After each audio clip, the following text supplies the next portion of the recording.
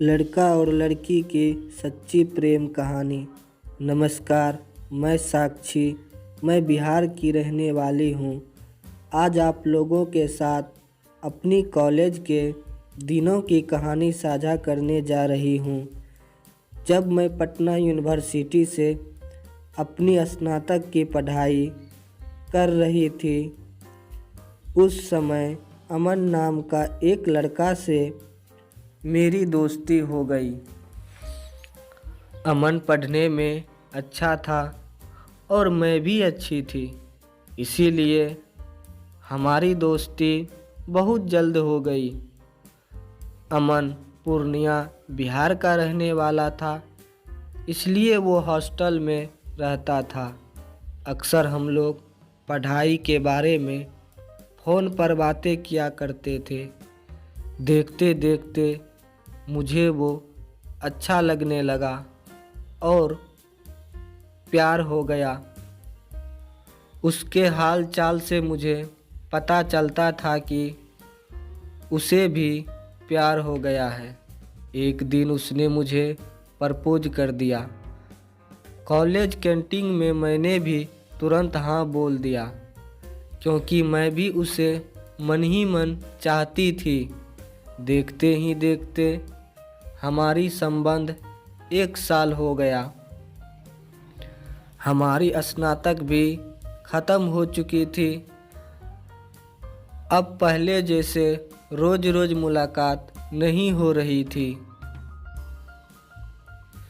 फिर कुछ महीने बाद वो दिल्ली चला गया, लेकिन हम लोग रोज़ फ़ोन पर बातें किया करते थे। वो बोलता था कि अगले साल हम लोग शादी कर लेंगे। हमारी बातें लगभग 8-9 महीने तक रोज़ हो रही थी, लेकिन अचानक उसका फ़ोन स्विच ऑफ आने लगा तो मैं घबरा गई। फिर मुझे लगा कि शायद फ़ोन ख़राब हो गया है। अब मुझे चिंता होने लगी कि क्यों इसका फ़ोन स्विच ऑफ आ रहा है।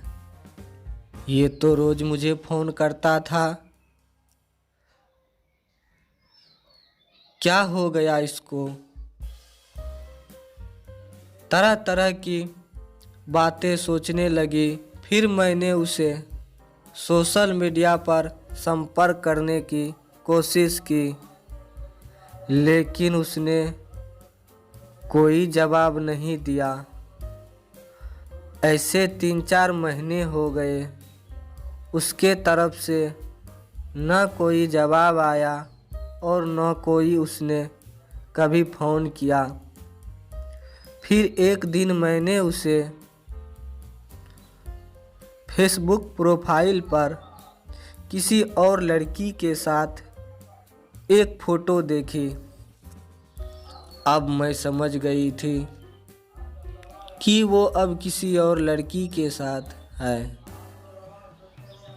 इसलिए मुझे इतने दिनों से इग्नोर कर रहा है। मैं बहुत रोने लगी। कोई काम में मेरा मन नहीं लग रहा था। कभी कभी मुझे लगा कि मैं आत्महत्या कर लूं, लेकिन मेरी मम्मी ने मुझे समझाया कि देखो बेटा, अगर वो तुम्हें भूल गए हैं तो तुम क्यों उसके लिए परेशान हो रही हो? उसकी गलती का सज़ा तुम क्यों भोग रही हो? कसम से, अगर उस समय मम्मी मुझे नहीं संभालती तो शायद आज मैं इस कहानी को आप सबों के साथ साझा करने के लिए नहीं होती। कुछ महीने बाद मैं नॉर्मल हो गई। और मुझे एक अच्छी नौकरी भी मिल गई। पटना में जहाँ मैं नौकरी करती थी वहाँ राकेश नाम का एक लड़का ने मुझे प्रपोज किया, लेकिन मेरे को फिर एक बार किसी को प्यार करने की हिम्मत नहीं हो रही थी।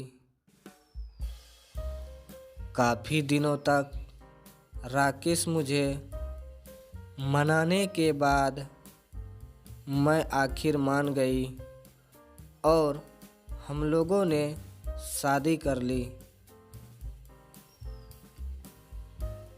दोस्तों, आज मुझे पता चल रही है कि जो कुछ मेरे साथ हुआ था वो कहीं न कहीं अच्छा हुआ था,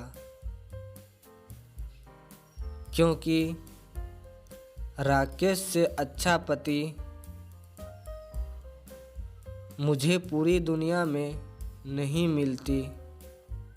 हम दोनों काफ़ी खुश हैं।